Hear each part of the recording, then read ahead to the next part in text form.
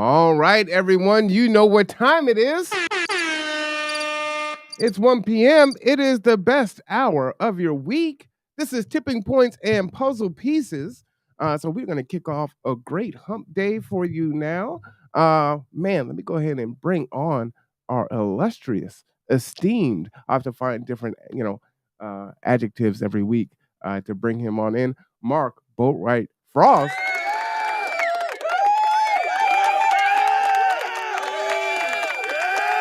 How are you doing today, sir? I'm good, but you missed annoying. Annoying? if you're gonna esteemed, annoying. All positives today. All positives. Yeah. Well, it's a good day for that because I got a question to start off today.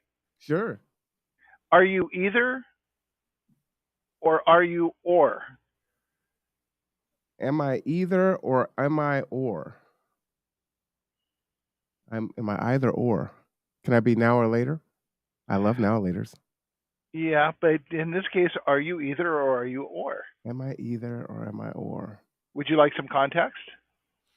I'm gonna say, well, I guess it would depend. I would say I'm probably or because I fit out, I don't fit in.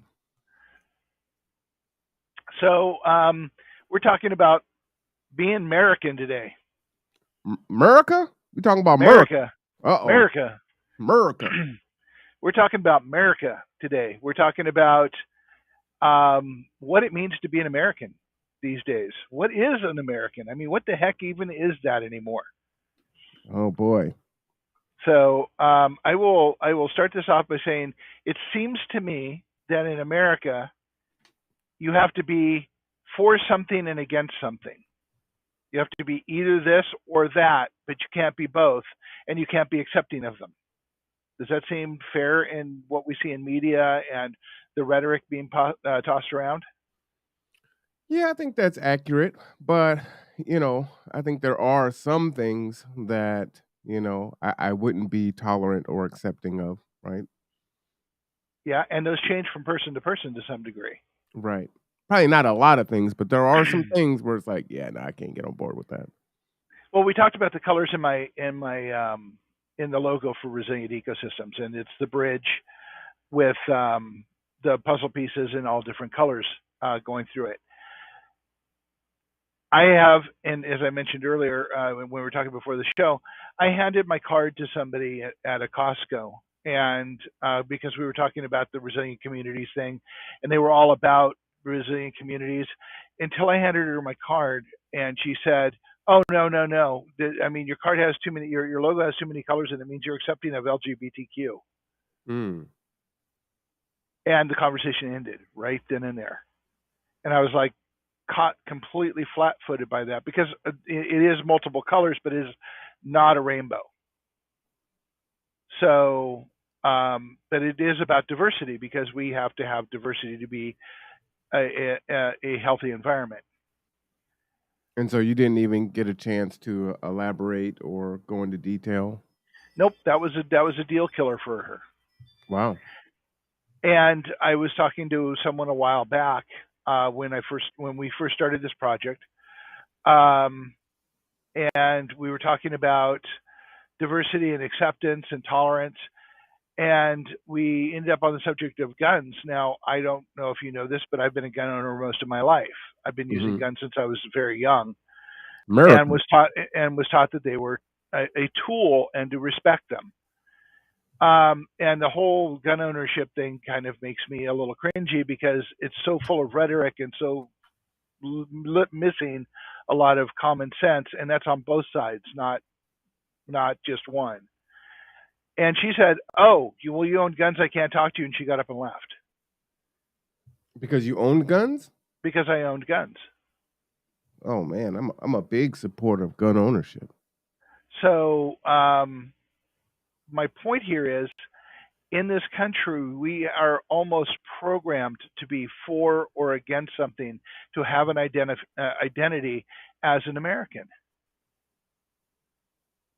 But America is the melting pot, wasn't that? I mean, wasn't that the whole point? To give us you're tired, you're sick, you're weak, and let them come here and become American citizens.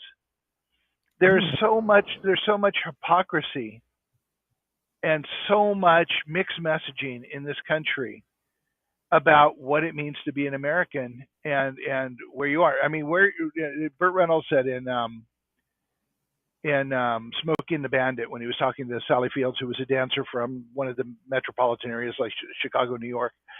He says, "How smart you are depends on where you're standing in this country and what questions you can answer." Mm. And the discussion goes, she was talking about Broadway and he was talking about country music, and neither one knew anything about the other. So, what does it mean to be an American? I mean, we have the hats here and the blue and the red, but they're both American. We have extremes in both sides that say all kinds of interesting things, but don't represent the majority who are in the center. I'm And listening. I don't want to pick on Republicans or what they call the right wing patriots these days, but there are a couple things that just jump out at me and annoy me no end. People driving around with flags on their cars. Why does Now, that bother you? well, I was a Boy Scout, okay, and something you probably didn't know about me. And in Boy Scouts, this is back before Boy Scouts became political, by the way, folks. Um, we did merit badges, and one of the things we learned how to do is care and respect the flag in the United States. We learned that you don't leave the flag up at night unless there's a light on it. You don't. You fold the flag in a certain way to care for it. Um, there are just certain rules of care and feeding or caring about a flag. And running around town with the flag on your car basically is a way to shred the flag that you're trying to say you're patriotic and are respecting. And that just always makes me cringe. Always makes me a little off. I know that seems really judgmental of you, Mark. I mean, all of us didn't have the opportunity to be in the Boy Scouts and understand the significance and how to care for a flag. And But folks are going to show their patriotism in different ways. well, it's true. But if you're going to do it, then shouldn't you care for it and make sure that you're not doing something that would shred it? I mean, okay, you can put a flag bumper sticker on your car. All good with that. You can put flag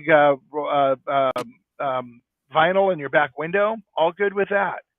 But when you actually take the flag and fly it on your car, as it shreds as it drives along, and a lot of them I see are already shredded and they're still on the cars, and I'm like going, how much do you respect that piece of cloth that you're not taking care of? I don't know. I And think maybe it is judgmental, but the military learned that. Boy Scouts, Girl Scouts learned that. Used to be taught in school.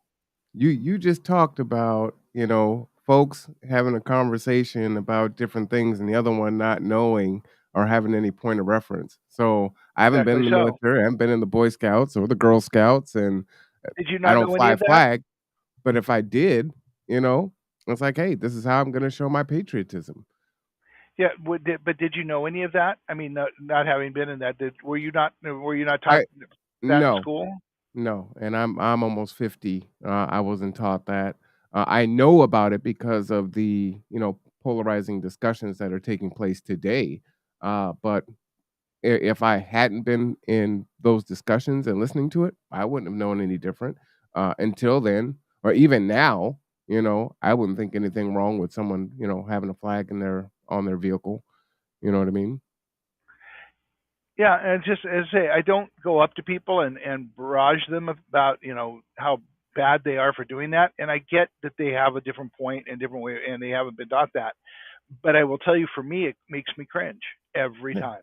You know what makes me cringe? People that look at their pets like family members and will care about animals more than they will about humans. Shh, Fred, don't listen to him. Don't listen to him. I'm sorry, Fred, but Fred might be really tasty with some barbecue sauce. I'm just saying, I'm sorry, Fred. I didn't mean that. I'm just joking. Um, but again, if it's the melting pot, then people are going to have different perspectives. They And if are. we're trying to be accepting of those things, like there's so many. To me, there's so many other hills to die on. Right? It's like, okay, I've got this flag, And there are folks that really revere the flag, and it's got to be folded this way, it never touches the ground, and like you said, it's got to be lit up at night.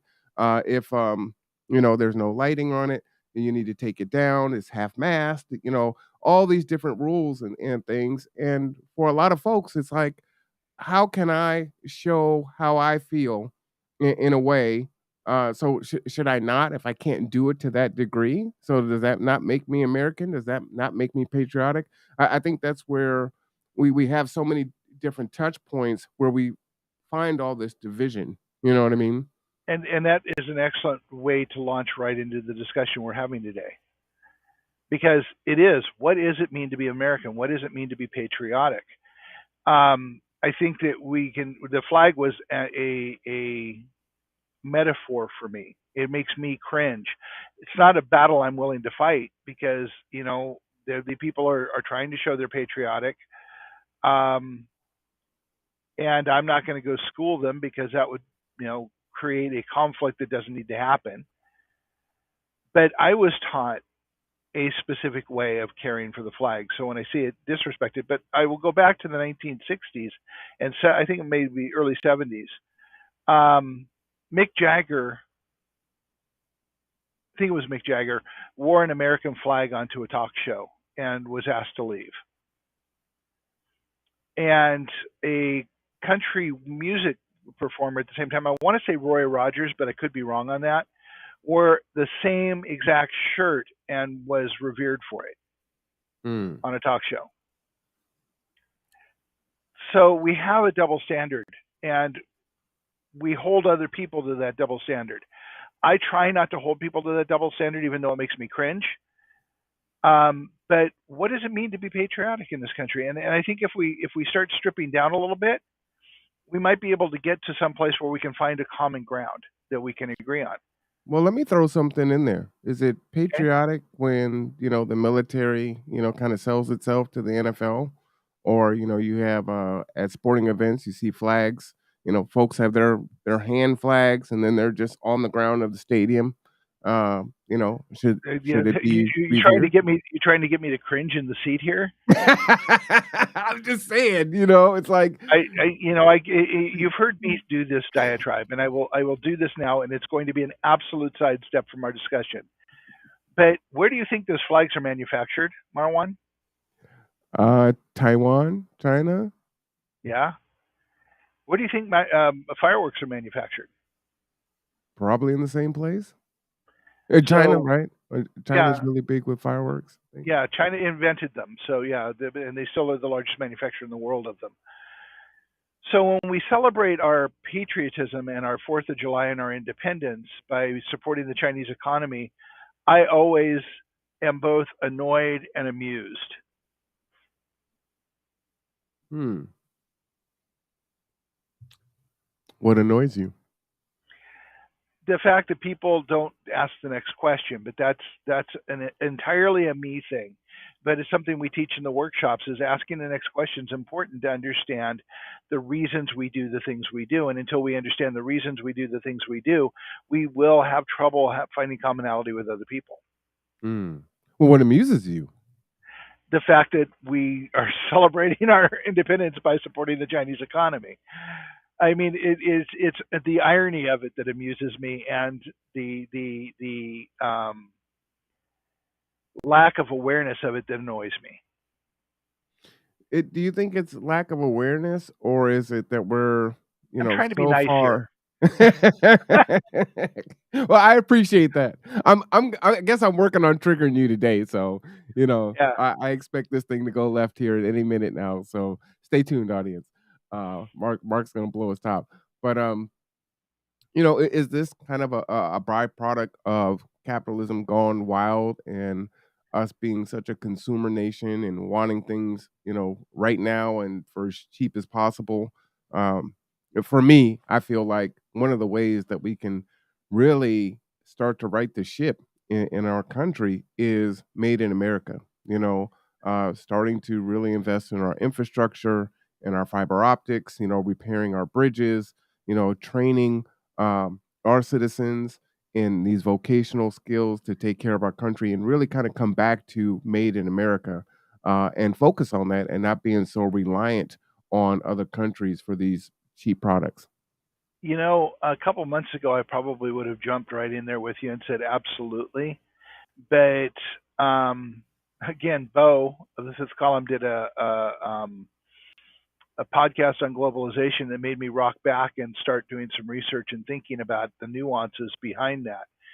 And a lot of the reason that things aren't manufactured on our shore, unfortunately, are because of the environmental impact the manufacturing processes have. We had this conversation about trash and waste, Yeah, I'm and smiling. So it's like, yeah, well, we want it, but we'll tear your country up and then just send us the product.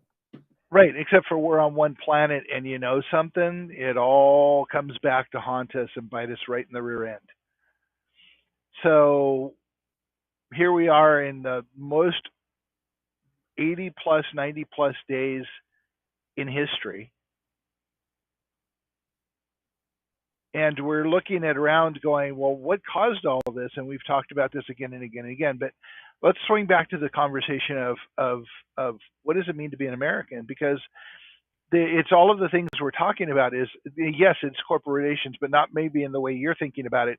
It's as long as corporations and politicians keep us either ored, we can't talk to each other because we're so busy focusing on whether we're red, whether we're blue, whether we're patriotic, whether we're not. And it doesn't matter whether you're a far right conservative or a far left liberal. You have some of the same issues. Facts, because I've got a lot of problems with liberals. Yeah, and you have the same messaging being used. It's either or. And as long as you have that, no one's going to be talking in the middle. Well, let me ask you this, Mark. It's maybe that is not what the founding fathers intended. I don't think they envisioned a lot of what America looks like today. But do we have to take accountability and say, whether or not that's how it was designed, that's what it is. This is America. Good, bad, or ugly. This is what it is. So then we have to ask, what do we want it to be? Change has to start with vision. What do we want it to be so it meets all of our needs, or as many of our needs as we can possibly get? But is that what most people want? Are we concerned about each other's needs? Well, if well, we are more concerned about surviving, and that is absolutely part of capitalism. Mhm. Keep the people grinding so they can't pay attention to what's going on. We're living in a time of the machine. Capitalism and corporations and government, they're machines. They just keep grinding along and grinding along and grinding along, and it's how they were programmed to be is what we're living with. In order to reprogram them, we have to find common ground. And therefore we have to find out what it means to be human, what it means to be American, what do we want it to be. And I think that we've got a great foundation for that discussion if we can put aside all of the north, south, red, blue, skin color, gender issues, and just sit down and talk about things like, we the people can reprogram this to meet our needs for food, shelter, water, meaningful work. We can do all of this if we can sit down and talk to each other. But is that what we really want? And I'm with what I you're don't know. saying.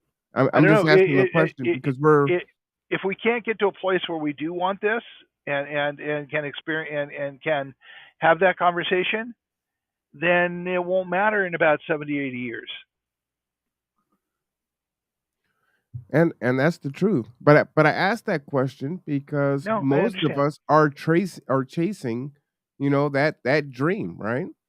So we're all on this hamster wheel, and while there are millions of Americans that are in poverty, and are suffering and don't have what they need, at the same time, there's so many, a large percentage of those same folks are trying to get to that next step, right? I mean, that's really what it is. It's like I don't like the situation, but if I can just get to this next step, right, then I'll be okay. So it's not so much that I want to dismantle it. I just want to be at a higher rung on the ladder, and then I'm cool. Yeah, and part of the othering is I want to be on a higher rung on the ladder than you, because as long as there's somebody beneath me, then I'm better. And that's a lot of the selling point that's going on. But But and do we like that? and that's the model we have today has been shown to us, and that model is failing spectacularly for most people.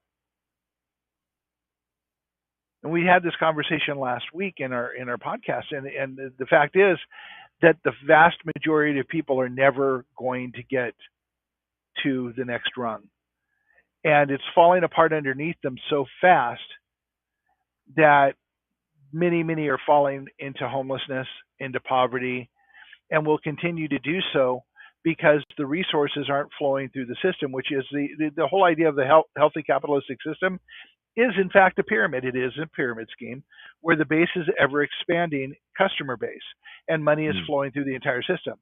Well, money isn't flowing through our entire system. The base is not expanding because money is not flowing through our entire system. It's centering at the top, and therefore it's collapsing. I mean, it's basic math, and we've talked about this. We've talked about the fact that math is not something taught so people can use it. We had this conversation last week. I think people need to be indoctrinated to how math helps them see how things work in the world, how and use it, and how it is as a tool before we start teaching them how to do multiplication tables. But it's simple math. When the resources don't exist, the system collapses. Now let's go back to the conversation last week. We're using 1.7 planets worth of resources today. If the resources do not exist, or we do not find a way to replace them, it collapses.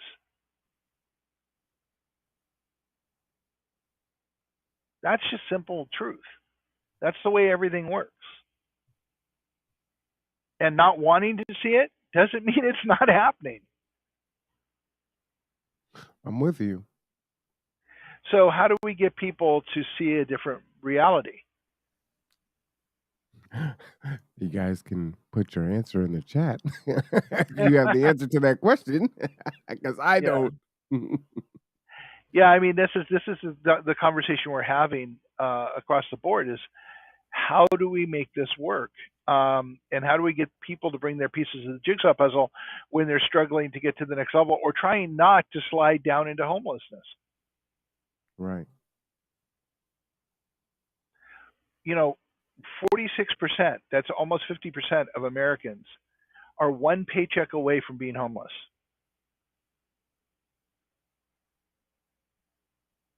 COVID didn't help. It brought a reality to it. And actually, I think COVID has shifted us into a different perspective. So I think it's time to have this conversation. What do you think it shifted us into? Well, a lot of people didn't go back to work. And there are a lot of people like, I went to Best Buy a couple, 3 months ago. And I asked them about, getting a radio updated in my car so that I could use Bluetooth and on the radio and be able to have an actual safe way to talk on the phone if I needed to. And they said, "Oh, it'll be 6 to 7 weeks before we can install it." What? It says, "Yeah, we can't get any installers. No one came back after COVID."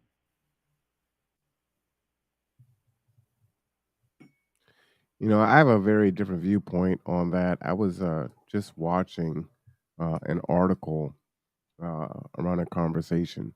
What is the terminology? I think in Japan it's laying flat. What are they calling it here?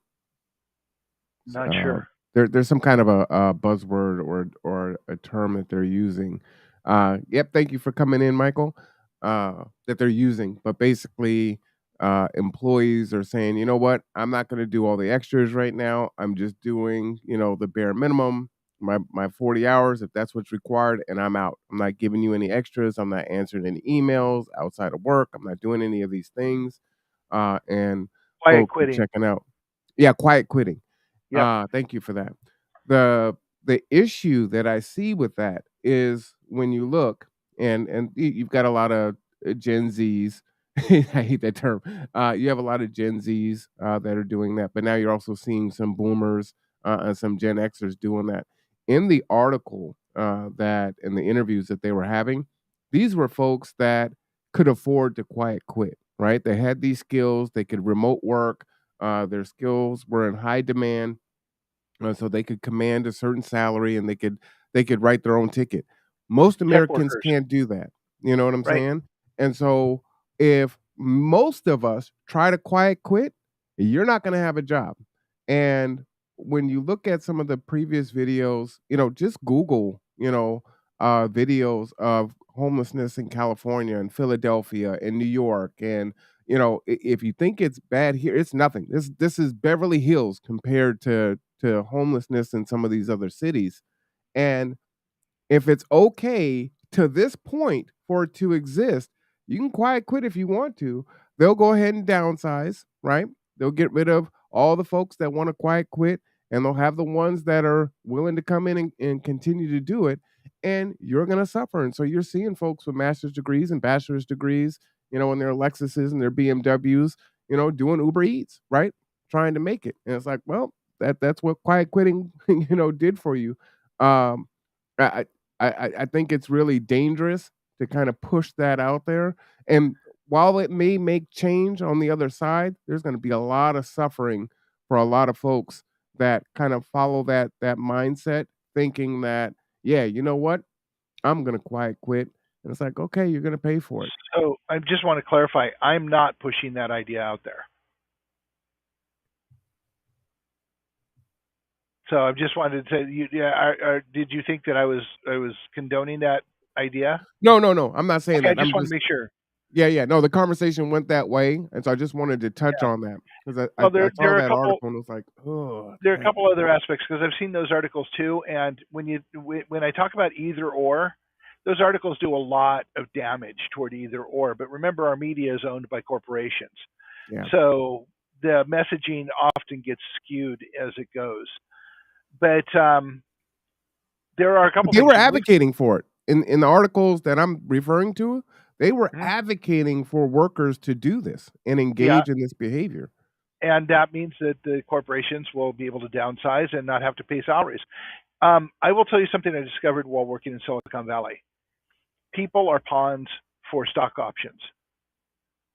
Basically, large corporations in Silicon Valley would hire more people than they need by rather a lot, let's say 25%.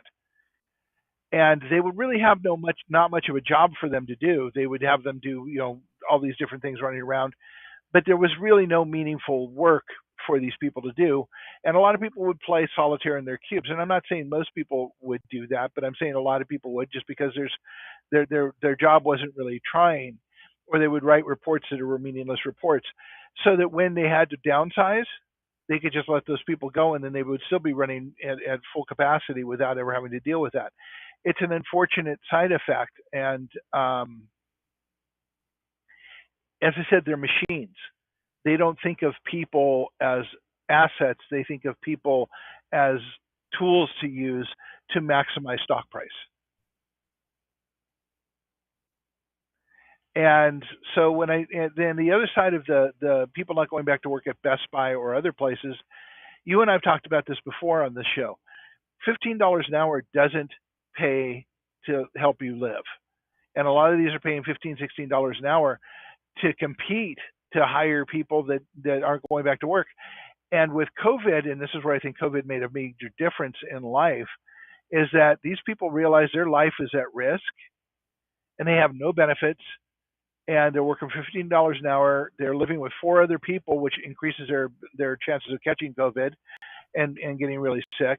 And they had a long look at their risk versus what they were making and kind of went, well, maybe I shouldn't go back to work. What are their other options? I don't know. But I'm saying that there are a lot of people that are looking at the inhuman hours, the low pay, and they're just scraping to get by, and they're trying to figure out what their options are to live. Is this the American dream that we keep people in as wage slaves? You were talking about whether people can agree on this. I mean, when most people are wage slaves, I smile because it depends on who you ask, right? That's the capitalist yeah, system. That's your pyramid that you're talking about. So yeah. Except the pyramid is upside down now, and people are sliding quietly into poverty and homelessness. And there are record profits and record stock payouts being made to a very small percentage of people. Now, I'm not going to get on the Bernie Sanders bandwagon here and start screaming the 1%, but the fact is that's the way the model works today. It doesn't work for the vast, vast, vast majority of people, and it's working less well as the time goes on. Michael said, "It's the American dream to be wealthy," and we were talking about that before you came in, Michael. And I was saying that, you know, the forefathers likely didn't intend or envisioned anything on what it looks like today, but this is what it is now, unfortunately.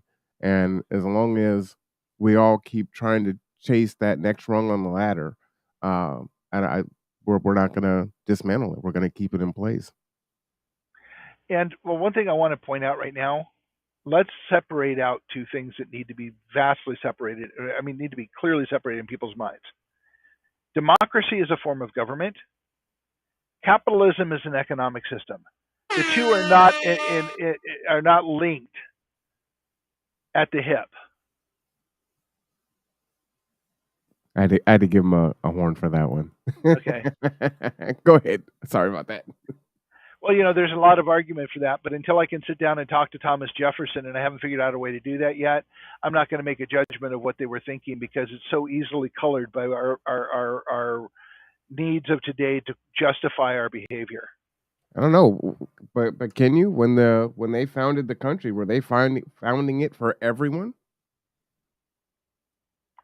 Because I don't Well, think they I were would writing say that with me in mind or no, they indigenous weren't. folks. No, they weren't. But they did. They did have the ability to amend the Constitution, and hence we had the 14th Amendment. Well, fantastic, but it was built on sand, is what I'm It, saying, right? So it it, wasn't built for everyone. It wasn't built with me in mind. no, but it was built with we the people having the power. So But it's I up to us wasn't to we the change it. people. Remember, I was chattel. But you're we the people now, aren't you? That's arguable. That's arguable. Sherilyn, can you please Shaylin, expand? she's saying Shaylin, no. I think that's okay, what she's can you she's expand? agreeing with what I I'm was saying. okay. I just wanted to expand a little bit. That's all. Mm. Yeah, and can you become we the people? Can I become? Hmm. I don't know. We've been trying to become for 400 years. Still not there yet. That have we tried to become together? No. I think there's quite a few folks that, again, are more inclined to keep the status quo and keep this thing going, right? These institutions going the Fewer way all that the they're going. time. Fewer all the time.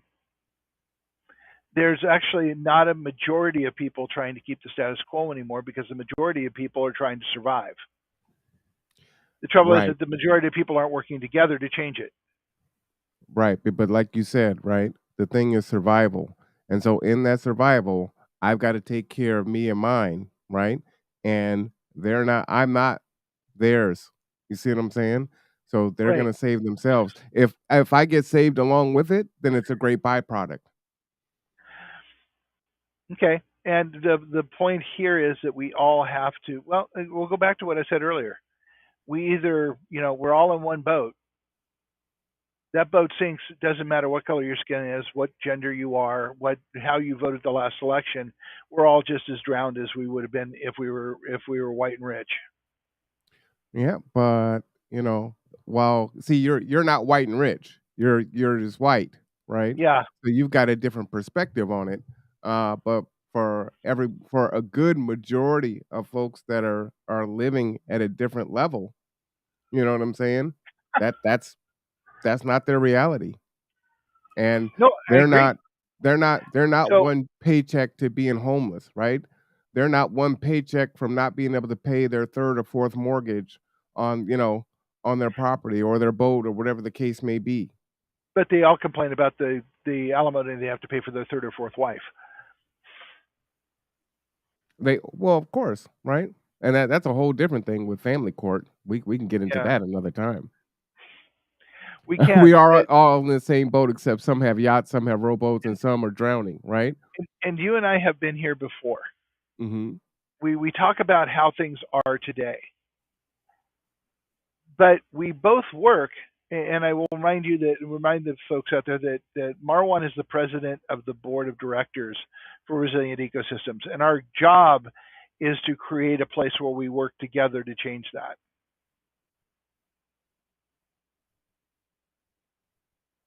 Go ahead, keep speaking on it. I'm listening.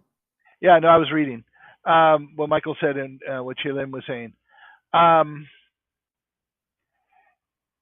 but for our part, it's below. But that's okay. The thing is that yeah, some have yachts, some have rowboats, but the fact is we're all going to be, and some are drowning. But when it goes, we're all going to drown. We're all gone. And the thing I find fascinating is there have been projections from scientists that say 400 years after man leaves this planet, we there will be no sign that man ever existed. But think about what you're saying there, right? You're basically saying, "Hey, look, people, we need to solve this because we're all going to perish." They're not saying, "Hey, fix it because it's not right that you're still not being equitable to black people and other folks in this country." It's like, no, no, no. It's self-serving, right? We're all going to go down together, so we might as well work together, and that's the only reason that it's bringing some folks to the table. Well, So you're what right. happens when everything when it gets righted? Well, I have no idea because I'm not that smart. But I hope that we come to a place where it's equitable for all of us at that point, because I think that you're absolutely right. It's wrong. It has been wrong for so long, and the only way to fix it is together. So let's fix it and figure out how to move forward together from that point on. And we can argue about restitution and all the rest, and that can be addressed. But the restitution, if you're all dead, I guess that would be solve the restitution problem. Right. But see, while that's happening, then 60 and 70 billion dollars is going to Ukraine. But then we're told, Yeah, well, you know what? We're all going to be dead, so we can't do right by you, right? So we can find other things to give millions and billions of dollars of money to, and it's like, oh, black folks, you just keep waiting in line, because look, there's a bigger picture here. We all have to work together. But it's only directed at us that we have to work together. And here, there's a bunch of different studies here, right? This is from HUD. The majority of homeless families in mm, America are black. yep, Black men actually lead homelessness in this country, and we're in Kitsap County, so we're 3% black. So while here you see that mostly white people are those that are experiencing homelessness, this isn't what the nation looks like overall. Uh, right. so that's important to put out. So again, my point is it's really hard to swallow saying, you know, hey, we all need to work together. It's we the people because we have to solve this because it's going to be gone when it's really just at the expense of your own salvation, right? Now, and I say that at the same time of being the president of Rizeco because I'm trying to change that, right? Hmm. So I'm not saying that it's hopeless or it's a waste of time to do this. I'm playing my part on trying to change what I can change, right? God grant me the serenity. And so that's where I look at it. But at the same time, you have to acknowledge that. And it's really hard Absolutely. to come to folks and say, hey, you know what? We all need to do this together, but we're not going to right the wrongs of the past. We just need to go ahead and move forward from here because, man, we're running out of time. But yet and still, we still have this redistribution of wealth and all these other things that are happening in this country in front of us. You piss on our head and tell us that it's raining, and it's like, wow, and then it just No, as that's you're trickle saying, down economics. Well, but just as but this is coming from a lot of our Yeah. liberal brothers and sisters, right? That, when you look at the civil rights era and who really benefited from the civil rights era, right? And you look and you kind of follow it forward, we still kind of go through the same thing. And it's like, hey, here we are. It's why I don't like the BIPOC terminology, uh, black, indigenous, and people of color. They use our stats and they say, well, black people lead in homelessness and black people live in incarceration. Black people In a lead in broken this. partisan system. And then all of a sudden it's we need to give this money to people of color or indigenous or LGBT or to this or to that, but we never ever get addressed, right? And we just continue to fall further and further and further. And so that's the reason why we are our dollar, we're $1 trillion industry, but our dollar only circulates in our community for mere minutes. It's why we don't own anything, right? Even after all this time. And so it's very frustrating to say, hey, we're trying to be a part of the solution, but kind of like a tag along. We need your vote, but we're not going to do anything for you on the other side of it. No, I agree with you 100%. As often we say things in a different way, I think does need to be addressed. And part of the reason that we use the jigsaw puzzle analogy is the pieces that need to be there are all of the pieces, and they need to find an equitable way forward together. And we need to solve those problems. Do I know how and I don't talk about that a lot because do I know how to solve those problems? Do I recognize that they are problems? Absolutely. I almost used the F bomb. Absolutely, I understand that those are problems. While I am obviously not black, I am not unaware of what goes on. You're not black? Uh, I damn, had to give you the record busted skip there. myself. Yeah, and we have to solve these problems. Do I think they're going to be solved by the politicians today? Absolutely not. I have no faith No, in but that. but here's the deal, right? My dad would always tell me charity starts at home, right? Hmm. And if we are going to change the things, we need to right the wrongs in our own country before we try to fix the wrongs in other countries. Not saying that we don't provide aid and other things of that nature, but we just came through a pandemic. We have folks that are literally dying on the street. We had someone, die on the side of 7-Eleven here a little while ago, and literally we just excavated $70 billion. And if you're watching what's happening, they can't track down where the weapons and the resources are going. And so it's just these blank checks that go to nowhere, right? And we could make these things right, but no one who's running on the left, right, independent, whatever they may be, is advocating making those rights, right? Not even Which is Bernie Sanders. exactly which is Bernie actually Sanders my didn't point. wanna he was like, "Reparations?" No, he wasn't for reparations. So while a lot of progressives really love Bernie, Bernie wasn't great for black people. That's facts. It's a high tide rises all boats with Bernie. Yeah, and but forget everything in the past. And I agree with you that you can't forget the past. You have to address it, and whatever form that takes. And I'm only saying that because I really haven't done enough reading or understanding on the reparations issues. I'm speaking out, and I don't like speaking out of ignorance.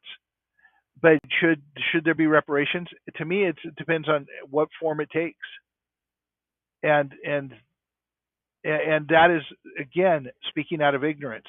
There are so many ways it can be used, and I would like to have somebody actually educate me on what is being asked for and how it is planning to be used because I'm Well, not let opposed to them at all. well, that I mean, but that's problematic too, right? It's like, "Oh, I could be on board for it, but, it's gotta pass my sniff test." It's like, "Hey, let's start with" Not uh, it's not hold on, sniff test. It's let me ignorance. finish my thought on this. So, Yeah, one of the things that we're doing in this country in regards to indigenous is, slowly, America is being held accountable for the treaties that they've actually signed, right? Well, one of the and things that violated. they put in was 40 acres and a mule. So let's start there. That's a good start, right? But there has been interest that has been accruing because you have not done right by black people in this country. So let's start with 40 acres and a mule and then let's go from there. So that's a start, right? Okay.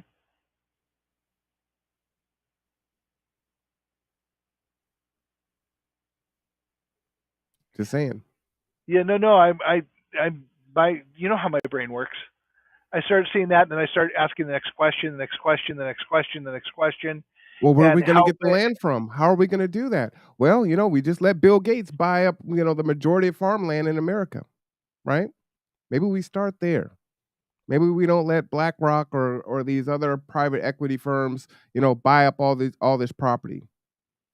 Maybe what the American dream was to, have your plot of land and to, be self-sufficient and do what you got to do. So maybe you start with, you know, land and home ownership and you solve the homeless issue for Black Americans.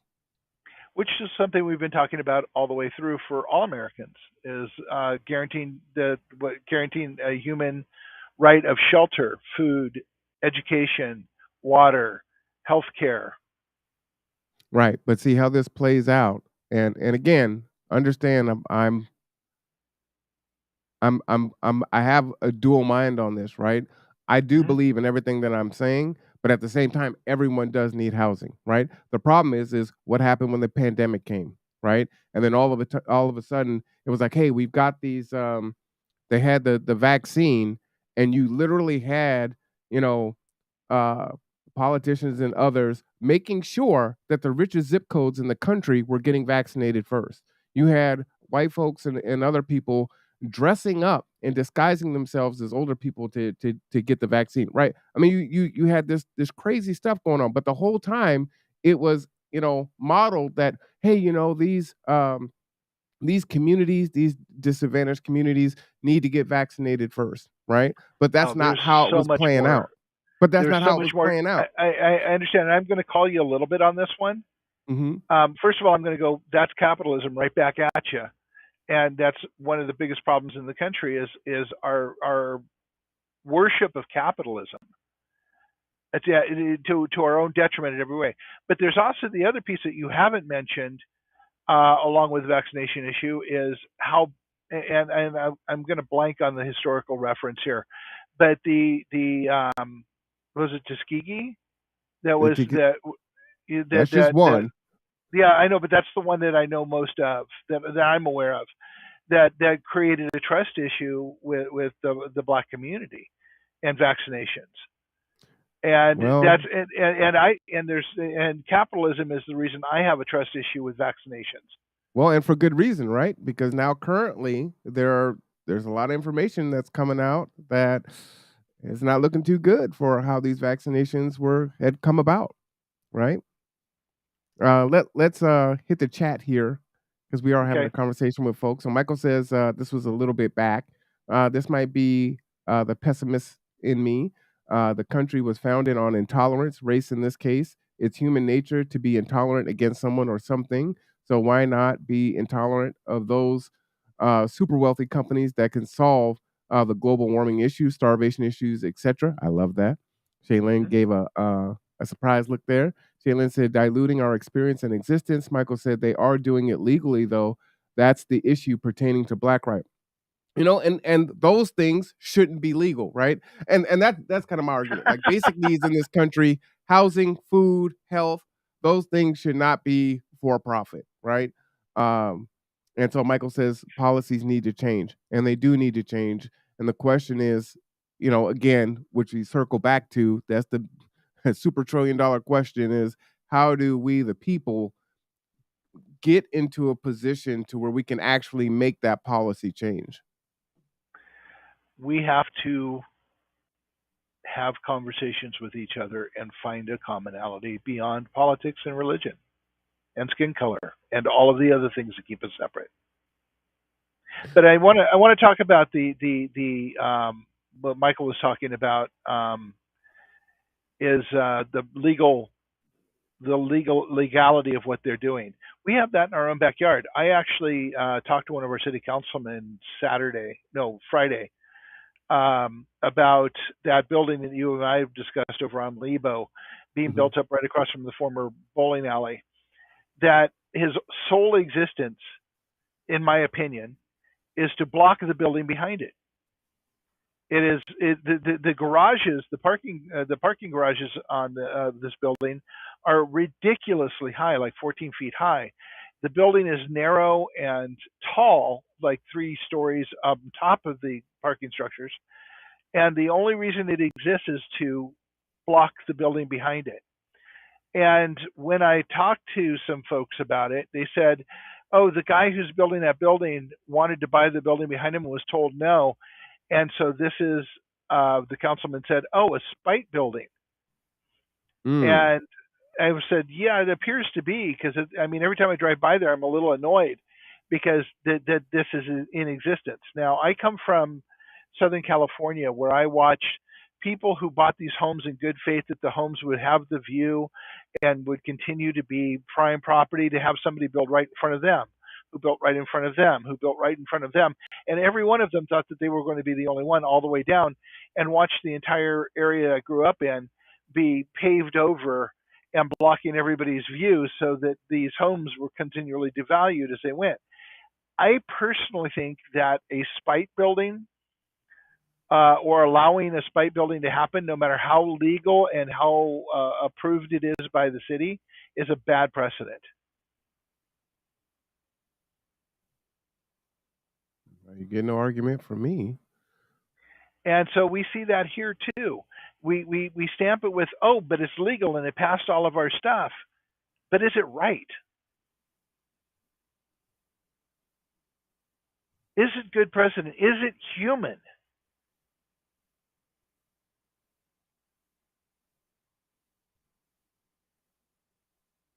And that's the issues that I really feel called to address.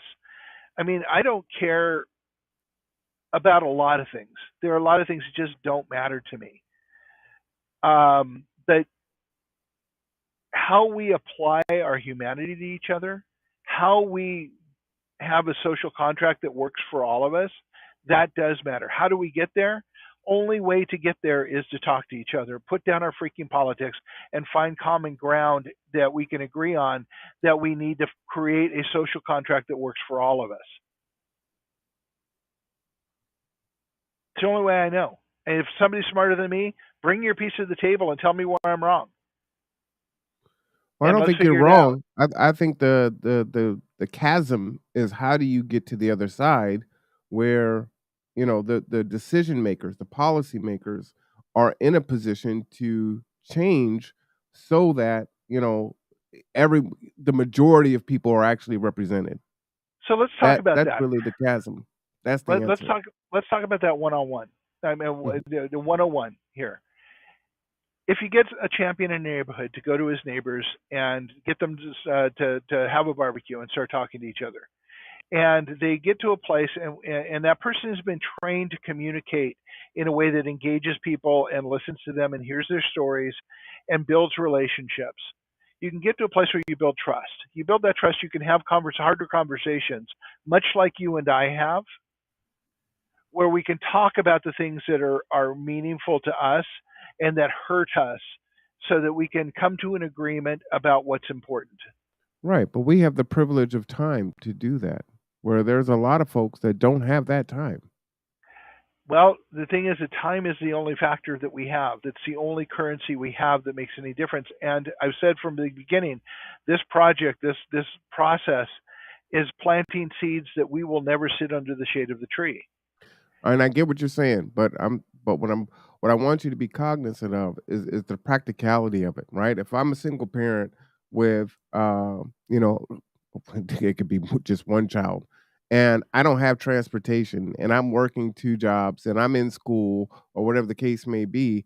Like, no, I don't have the time for that, right? No, and I understand that. So we have to build a structure to a place where we can start engaging those folks that don't have the time and help them find the same way. But let's not get to the details on this for just a second. We can get back to the details. Okay. But if we build the neighborhoods and then we get representation from the neighborhoods into a greater community version, then we can build a grassroots network. And if we can agree on some things like water, food, shelter, we can start pushing the powers that be and changing elections. How many people? How many? Let's say our county commissioners. They are elected and they win their race by less than 6,000 votes frequently. I can go back and pull up the exact the statistics of it, but people in this county don't win by much. If people actually, and certainly not the amount of people that can go out and vote, we have 22 to 25 percent of the people voting. If suddenly 40% of the people came out and voted to do it the way for somebody who would do what needed to be done to create a more humane society and community and a better social contract in Kitsap County, we could change how things are done overnight. You know what?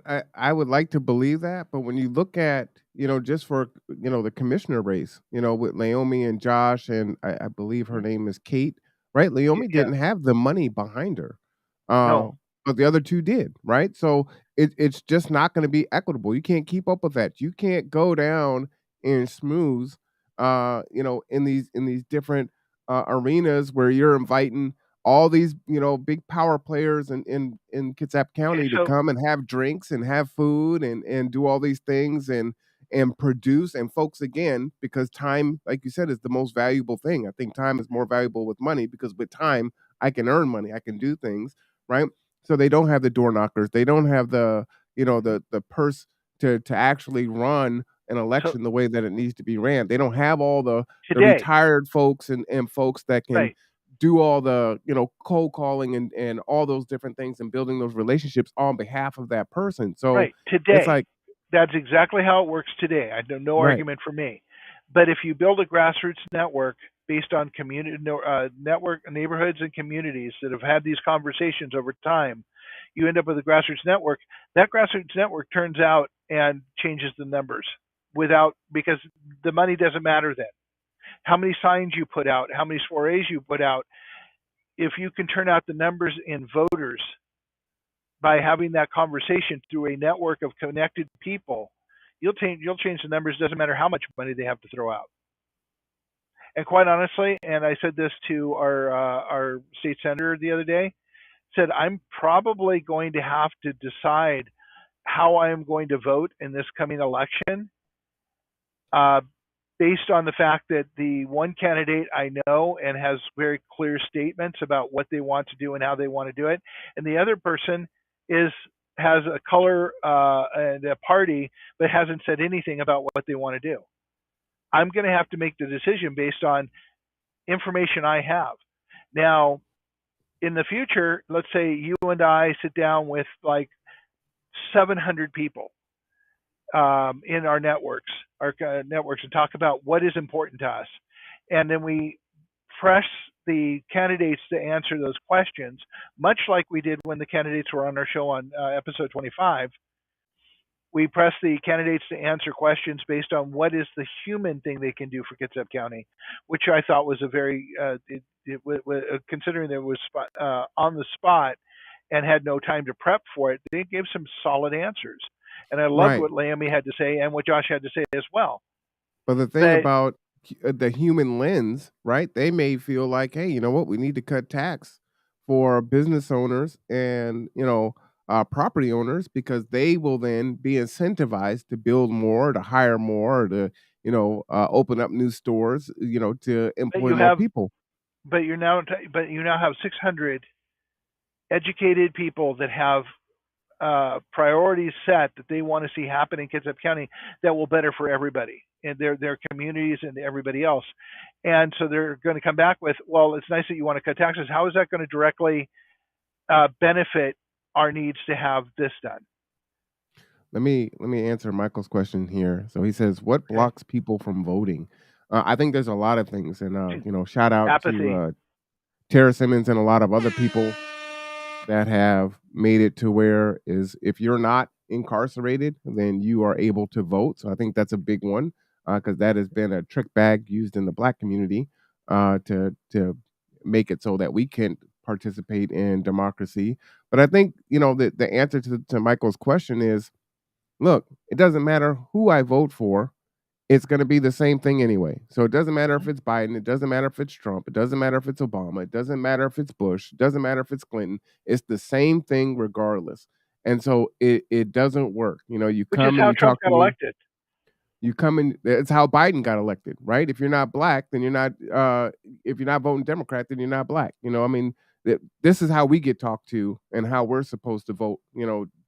Democratically, but then what do we get, right?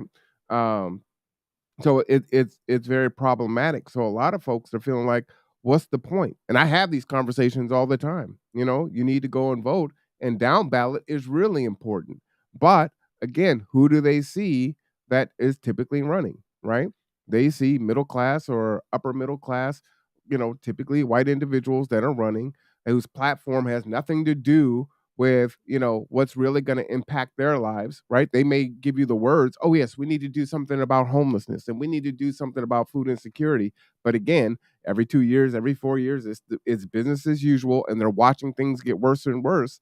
And whether they have work or not, their dollar doesn't go as far, and they can't keep up. So it's like, what's the point? It doesn't Well, matter who I vote for or if I don't vote. It's not going to change exactly anything. so. Exactly Or so. even electoral college. That's not going to And, matter either. and how many people? And actually, you were standing next to me when I was having this conversation with Emily Randall, and it basically said, I what annoys me, makes me stark raving crazy, is that people get elected because they're Democrat or Republican, not because of who they are, what they stand for, or how they're going to help the people. And I can tell you, I know of at least one politician in the last several years who was voted in solely because they were a Democrat. And we've been paying for that ever since. And I know people have been voted in because they're Republicans, and we get paid when we pay for that ever since. And we need to start being a little more discerning as a species about making sure that the people we're electing have our interests in mind, since they're supposed to be representing us. And I don't want to go through the whole thing about how can you represent us when you've never had a real job, and you've been in a political party all of your life, and you've been in that for 30, 40 years. How exactly are you representing me? How are they representing you? Well, but then you can say that on the other side. So how can someone who has their lived experience was homelessness and they were on Section 8, how can you represent me, right? Well, You that's you exactly didn't the you point I didn't was go to making. college, you didn't go to university, you don't have retirement, you're not military. You know what I'm saying? They can just say that stuff back to us, right? Okay. In the 2020, thank you, Michael. Go ahead. I'll read it here. So 2020 commissioner race, District 1, winner by 17,377, with the current population of Kitsap County being 269,805. That means 6.44% more of the population would have to vote to change that result if all of those 6.44 voted for the opponent. 6% is a small number. Yeah. Well, there are a couple questions here. Michael, is that 269,805? What percentage of that is actually registered voters? And what percentage of the actual count of registered voters equate to that 17,377? Those are the other two questions that need to be asked about that. So I'm guessing roughly 50% of the 269,000, so that's 170,000,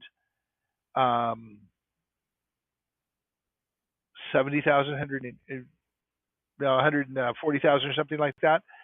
And then that means that percentage is probably close to 12% that would need to be needed to change it. How much? How many? I'm guessing about 12% instead of 6.44, because you have to talk about people who can actually vote.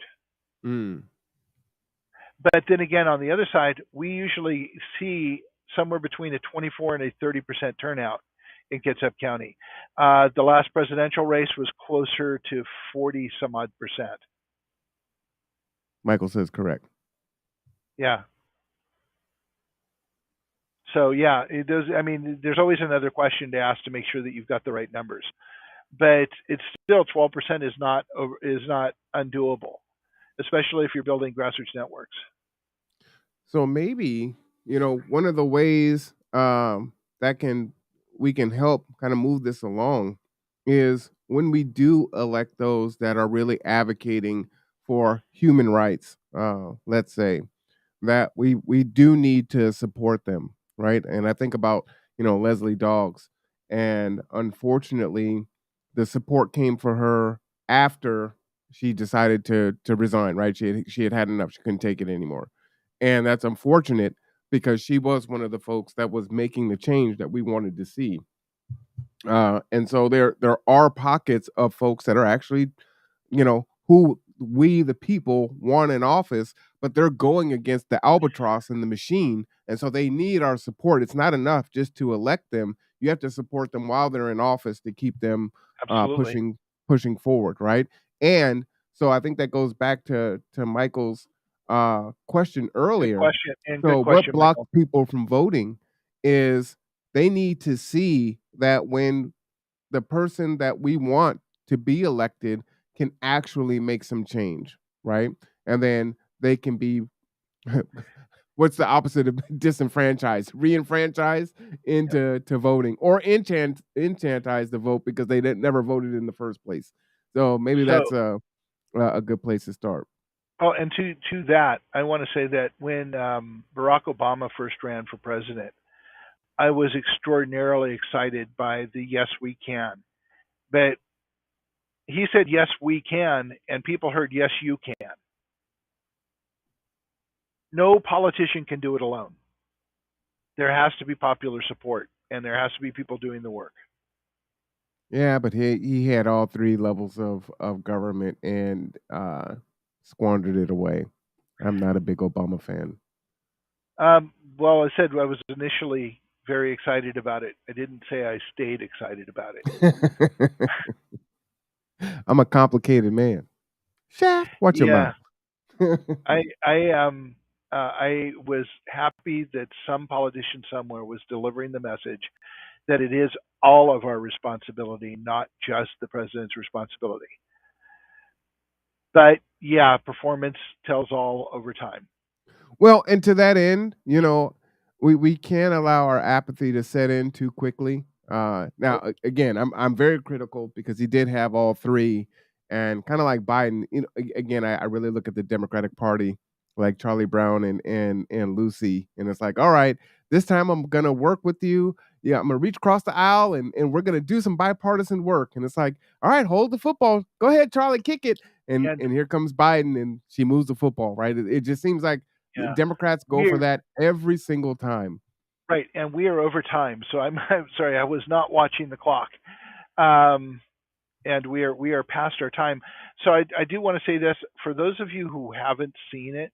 I will say for start off with the statement of I think Aaron Sorkin is probably the prophet of our times. He was the creator and writer of a lot of the West Wing series, but Newsroom on HBO, and you can find a lot of them on YouTube. If you watch the first opening speech by his character, oh, I'm going to blank on the name, but the lead character in the show, Will McAvoy. It's worth watching because he talks about answering the question of a college student about why America is great. He says, "Why is America great?" And he basically lays it out in a very, very clear way in a 5 minute diatribe. But more importantly, a discussion during their remember this was filmed during the Tea Party growth, where Obama beat Romney in the election, and they were doing the election night coverage, and a Republican reporter asked him, "Do you call yourself a Republican just so you can tear into the Republican Party?" His answer is brilliant. Mm. All right, that sounds like a cliffhanger, but you can't go yet because you did a lot of work on this website. Again, you can Oh, get there at roseco.org. You need to talk about this, Mark, before we jump off. okay. So we Michael says, "Can we do a 24-hour marathon of this cast?" Yeah, we could try. I'd be all for yeah, okay. Who's going to be bringing me coffee in a steady stream?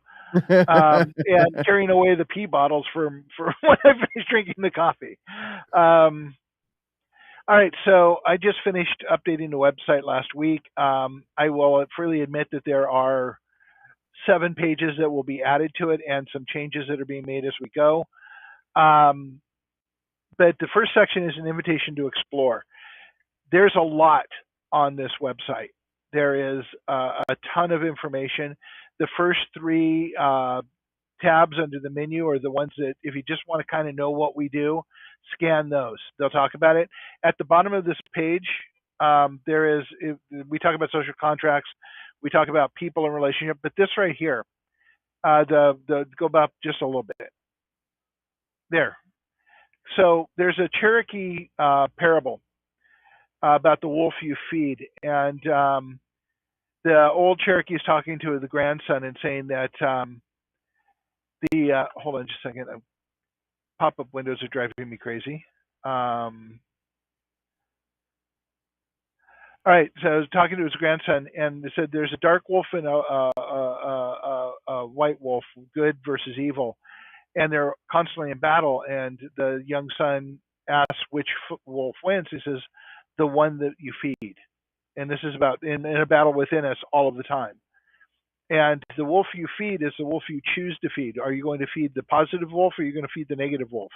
Because that will determine which one wins. Mm-hmm. And that's kind of a metaphor for everything in the site. The second page is about who we are and what we're about. If you hit the menu button up in the corner there, go to about. We're a toolbox. That's the. I mean, I guess you can call me a tool. Okay, we're a toolbox for people to help create change. We help education. We have a framework. We facilitate between folks and groups. We do some mediation. But we're about uniting communities, building grassroots coordination, and developing frameworks for people. And you can join us in these ways. And we have entry points below here where we have meet and greet events. We're doing one at Cups Cafe every other Saturday. So this Saturday we won't be there, but the following Saturday we will. We are working right now in the negotiations to have a site to do physical workshops. And Marwan and I are talking about how we can create a Google Classroom so you can see them online. And how that would work. And then we're looking for neighborhood ambassadors. G2 and Resilient Ecosystems have been doing barbecues in neighborhoods all through the summer. We're doing one at Blueberry on the 24th of this month. And these are ways that you can get engaged and ask questions. And one of our board members, Terry, watched us and saw what we were doing for 3 years before she connected. Please don't wait 3 years. We're good people. We're a lot of fun. Come join us. So the next one is about the people. If you want to hit the menu button again and drop down one to people.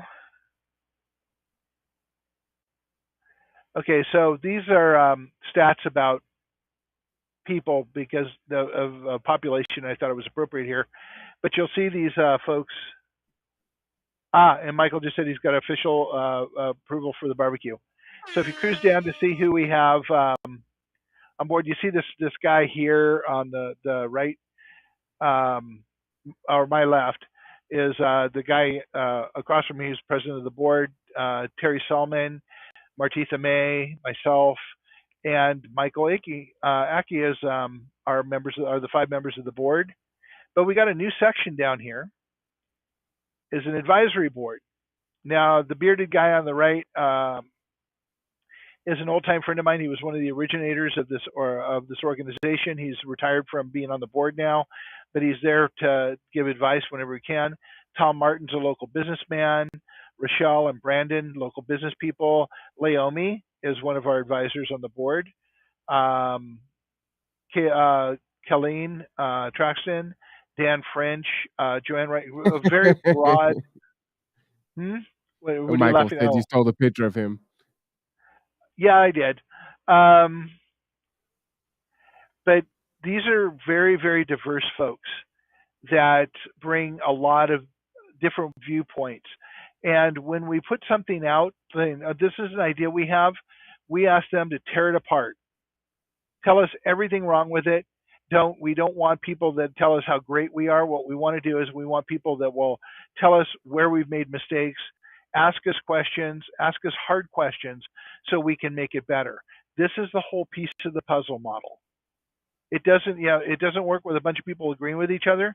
We have to get into a room and come to an understanding about our commonality by going through the mud to figure it out. Man, and it's the first time I've had a chance to look at this, Mark. First off, this is phenomenal. Excellent work. Excellent work. Thank you.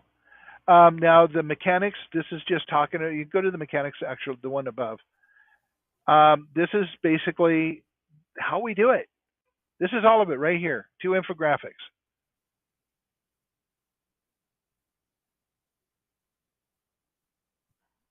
And then we talk about it being a journey, about gaining perspective, understanding. We have a passport that we give you that is your personal record or your journal of the journey. And then opportunities to engage. Become a community ambassador. Go to the workshops. Learn how to connect with people and build grassroots networks. Become part of the projects and go to events. These are all links to pages where we can talk about the different things that we have available. So with those pieces and the ones this gives you an overview of who we are. You can get granular here. If you go out to the last one, the Creating a Human World, each one of those has several pages underneath them. So why don't you go down to human, let's see, key issues identified. And because there's a lot of people here who are into shelter, go to the shelter one. Okay, there's the John Oliver one recently about rent. We talk That's about shelter. Yeah. We talk about real estate and the real estate model. We talk about rents. We do the breakdown of the math about what you have to make in order to survive and thrive. We go through a lot of information, but if you go down just a little bit more, you'll see connecting the dots. I think your $350 a month for groceries is a little too low. Yeah, it probably is, but that's an average, national average, and it takes in a lot of more depressed areas than ours. I don't think I can get by for less than 500 in our household. But then again, I cook and I want good ingredients. But there's a lot of people that can't afford that, and SNAP does not give you $500 a month. Wow. So we talk about needed solutions. And in here I say, there are people who are smarter than us. You need to come to the table and help us figure this out. Again, kudos. So just a little bit farther down. And I threw a Murphy door in there, which is kind of this shelving closet door. Dots and dominoes and dots. These are articles and links to articles on a wide range of issues around homelessness. And on every single page that's an issues page, you will find these. And we've done research to a wide range of articles from a wide range of different newspapers, all verified, all looked at. And you can go read through them and see, and get kind of a perspective on the issues. Yeah, please check out this site. Super easy, roseco.org, RESECO.org. That's all you got to do. All the information is there. We definitely appreciate you tuning in. Is this what number episode is this here, Mark? 31. We have done this 31 weeks in a row. We have not missed a week. So we are more than a half a year producing this show every Wednesday. And so it's your support that allows us to continue to do this work. And we look forward to you bringing your puzzle piece to the table. And we can change this, and we can have these conversations. And it's one of the things that I appreciate about Mark, because we do have different perspectives, and we both can be staunch in our in our viewpoints, but we can have dialogue, we can have debate, we can be disagreeable, but on the other side of it, we're going to continue to move forward together, and that's why we work, right? And if we can continue to model that and bring more people into that, and learn how to do that, we will see the pace quicken in solving the issues that plague our community and our humanity today. Absolutely. So I And guess and that'll be the go ahead. yeah, and Marwan and I seek to find commonality Mhm. beyond all of the differences. And that's all we're asking you to do. Absolutely.